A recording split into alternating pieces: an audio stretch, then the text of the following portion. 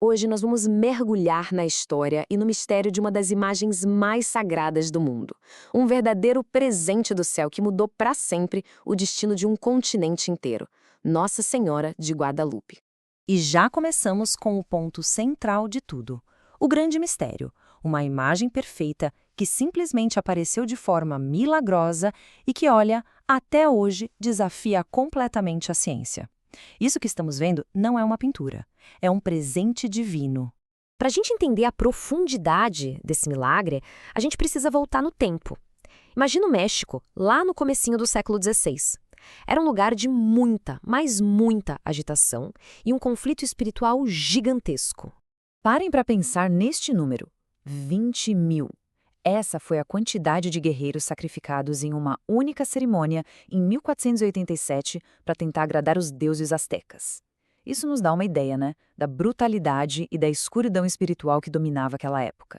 A situação era bem complexa. Existiam, na verdade, dois grandes conflitos acontecendo. De um lado, a gente tinha a cultura asteca, que era super avançada em várias coisas, mas que vivia mergulhada nessa prática terrível do sacrifício humano.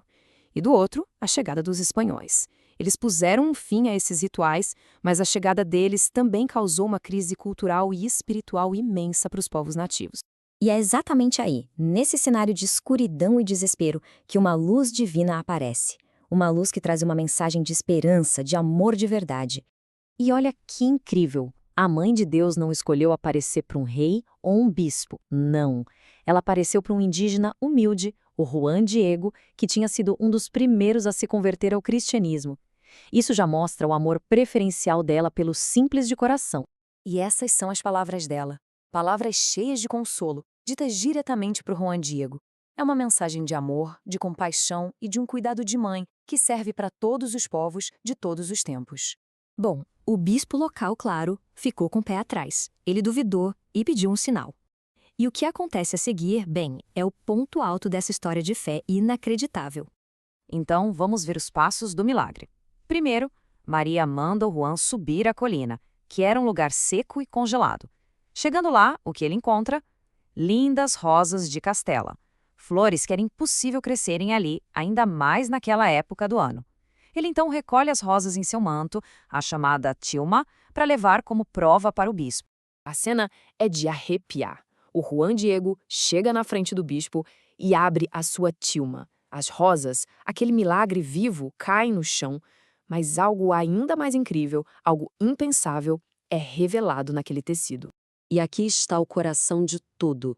A imagem não foi pintada, ela apareceu ali, na hora, de forma sobrenatural, na tilma. Foi um sinal que não deixava nenhuma dúvida para o bispo e para todo mundo que estava ali. Eles estavam testemunhando uma intervenção direta de Deus. Esse milagre da tilma teve um efeito que foi imediato e foi profundo. Ele transformou a nação inteira e deu início a uma verdadeira explosão de fé. Preste atenção nesse número, 9 milhões. Nos anos que se seguiram à aparição, 9 milhões de indígenas se converteram ao cristianismo. Foi simplesmente a maior conversão em massa de toda a história. Um fruto direto, claro, da intercessão da nossa mãe.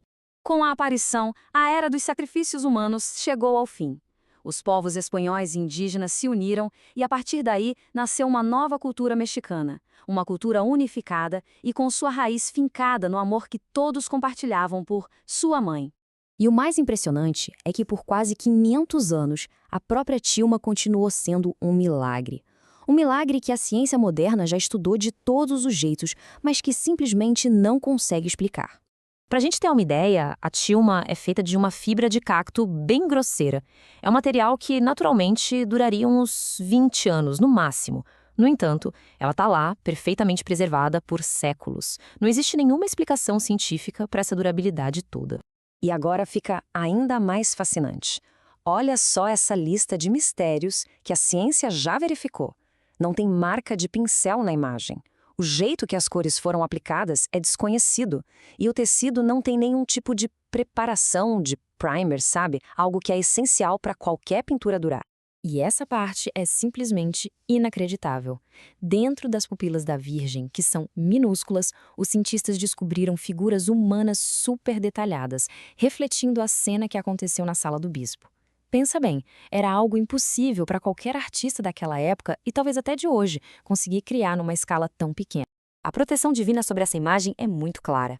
Em 1921, colocaram uma bomba potentíssima bem embaixo da tilma.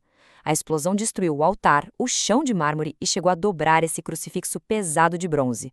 Mas a imagem e o vidro fininho que a protegeu ficaram intactos, intocados. E o legado de Guadalupe vai muito além do México. Ele alcança o continente inteiro, unindo todos nós como filhos dela. Essa devoção imensa, que não para de crescer, mostra que Nossa Senhora de Guadalupe é uma presença viva, atuante na fé do povo. Uma mãe que continua a chamar seus filhos para perto dela.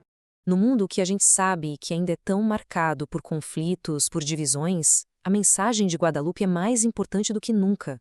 A mensagem dela de esperança, de união e de compaixão não tem data de validade. E esse é o significado mais profundo da vinda dela.